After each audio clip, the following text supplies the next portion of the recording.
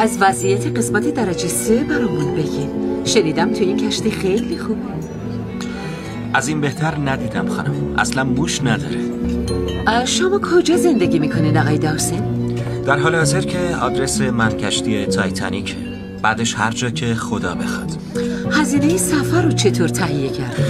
برای خرج سفرام کار میکنم، معمولا تو کشتی های بخار.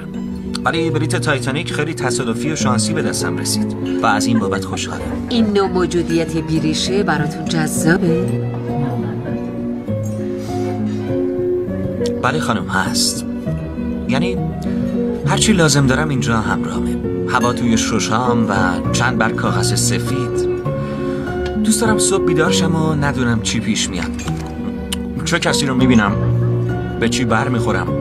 برای شب زیر پل خوابیده بودم و حالا توی بزرگترین کشتی جهان در کنار شما آدمای خوب داره از من پذیرایی میشه. معتقدم زندگی یه هدیه است و قصد ندارم هدرش بدم. نمیدونی فردا چی برات پیش میاد. زندگی رو همونطور که پیش میاد بپذیر. بگیر که هر روزش به حساب میاد. گال گفتی